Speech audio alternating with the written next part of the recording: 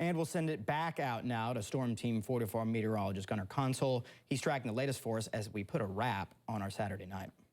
Yeah, and temperatures right now, well, they're chilly. And let's just take a look at those temperatures. Normally, our high is around the low 40s.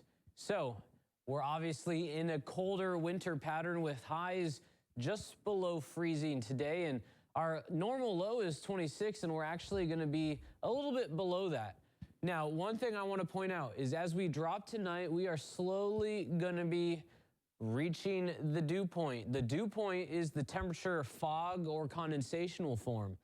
So with it being below freezing, we are going to be seeing some patchy freezing fog throughout the tri-state, but it's not going to be too chaotic. I know freezing fog sounds scary and dangerous, but it's just normal fog, except temperatures are below freezing, which means when you're driving in it, you may encounter some ice building up on the front of your car. You may also see some slick spots on the roadway because the freezing fog will freeze to overpasses, bridges, even some roads. But we're not looking at a sheet of ice, just maybe a few slick spots here or there. So it's not going to be too crazy, but it's certainly something you're going to want to be keeping an eye on. So when can we expect that patchy fog? Most of that development will happen between 3 a.m. and then lasting up until around 7. Then we're going to start seeing that fog start to burn off like normal once that sun gets higher in the sky, or as high as it can get at this point in the year. So not too big of a window. We're not looking at dense fog, just patchy, thin fog that could lead to some hoarfrost, some windshield frost, and even some slick road spots. So just keep that in the back of your mind as we head towards what is likely going to be a foggy, cold start to the day tomorrow. Now, if you're taking Fido out on a walk, we're going to be noticing plenty of snow still on the ground, still on those rooftops, mailboxes, and whatnot. But we are going to be climbing above freezing as early as 10 a.m., which means that we'll actually have a wide window tomorrow to melt some of that snow off of the ground and off of those roadways.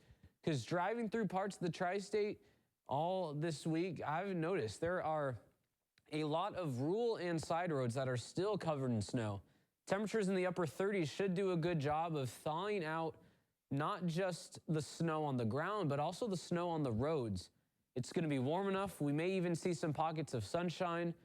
So roads that are in poor condition likely going to get in better condition. This isn't going to be the cure-all. Not all the snow is going to get melted.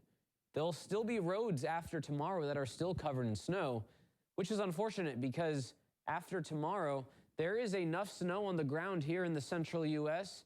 that the next couple days after a thaw tomorrow, well, we're not going to be thawing out after that. So we're going to be cold Monday, Tuesday, and Wednesday. But then we finally may be done with all of that snow and be able to say goodbye to all the white stuff and the ice by next weekend, because we're going to be tracking temperatures well above freezing multiple days in a row, and even above freezing Friday night into Saturday night, which will do a good job of finally melting things away.